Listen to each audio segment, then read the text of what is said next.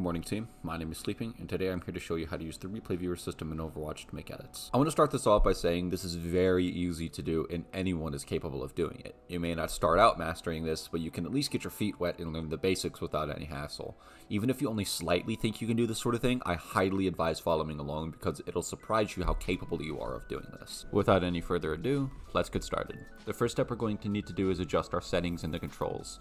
First, select controls, then go down to spectate. The first thing we need to touch is the modify FOV button, which you can find in the user interface section right here. The way how the modify FOV button works is that if you hold down the button while scrolling up, it will increase your FOV, allowing you to create a cool replay viewer shot. Next, you need to adjust your camera movement settings to whatever feels comfortable to you. I personally have my settings bound this way, but you're more than welcome to try different combinations to whatever feels best. Secondly, we need to fix our replay viewer settings by going into the replay viewer portion. All of these settings affect how the controls of the replay viewer itself works, and I'd advise copying what I have or figuring out what you like. The final setting we need to change is the toggle UI button, which can be found in the interface section on the left. I personally have this button bound to 4, but once again, it's all preference. This basically allows you to turn off your HUD so that your screen is completely blank. Once you have all your settings set up, our next step is getting a replay code. You can do this one of two ways. One, you can go into a custom game, or two, you can load up any sort of official Overwatch match. This includes quick play, arcade, or competitive.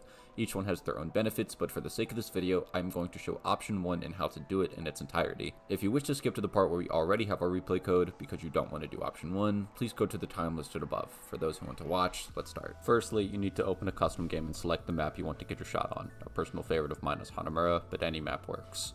After you have your map selected, start up the game and start the game mode.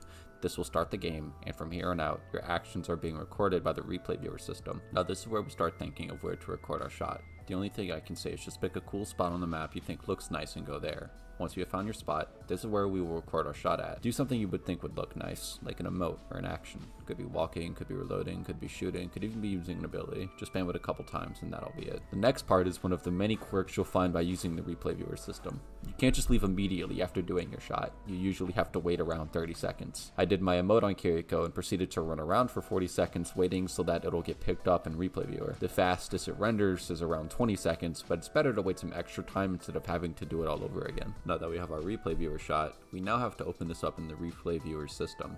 You can do this by going to career profile, then history, then replays. You'll see that the map you just played is there, but you can't open it up. Just click on share and a replay code will generate for the map, allowing you to click on it. The first thing we have to do is change the settings. By pressing the button we bound to the spectator options menu, for me it's B, we can open up these settings right here. We want to turn off everything above the hero outline slider except for the Team 1 and Team 2 hero option. The reason why we do this is so we don't get confused whenever we have our HUD toggled off versus on. After we turned everything off, we want to turn the player outline strength to 0. This will turn off all outlines around the players, but will not turn off the card outline, so be wary of that. After that, we're going to scroll to the bottom and change the final 4 sliders to 5, 0.3, and 0.4. FOV change per zoom changes how much one scroll of the scroll wheel affects your FOV, and FOV interpolation rate affects how fast that zoom occurs. The final settings we will be changing is the fine-grained speed controls. If you're trying to get an action shot from an official game, you're going to be using this a lot. Basically, it allows you to have the lowest speed go from 0.25% to 0.10%. The slower the shot is, the easier it can be to record. With the settings done, we can finally begin our recording. If you don't have any recording software, I recommend using OBS. It's what I use, it's free, and you can download it easily offline. I'm not going to show you how to set that up, but I guarantee that there are plenty of tutorials out there you can find if you just Google it really easily. This next step is the most subjective one and is the hardest to do. This is the part where we actually move our camera around in replay viewer trying to find a good shot. You can't really make a tutorial for this because it's all feel and just trying new things and seeing what works. What really helped me out in the beginning was copying what I saw in other montages that also used replay viewer shots. Expert editors like .b, Barrett, and Huisung are incredible at their work, and I'll provide a link in the description with my personal playlist of montages that I either take inspiration from or try and replicate. If you have issues with finding good shots, I'd recommend taking a look at the playlist link below and replicating what they did. I literally started editing in replay viewer by copying this video called Good Advice by Alter, which is also in the playlist. One more thing before you start actually finding your shot is I should give you a rundown on some of the controls. If you feel like your camera is moving too fast, hold control and it'll slow down your movement. Holding shift will also make you go faster. Whenever you're recording your clip, make sure to toggle your UI using the button we bounded earlier so that way the final shot doesn't have the Overwatch overlay on. And with that, you should finally have your clip.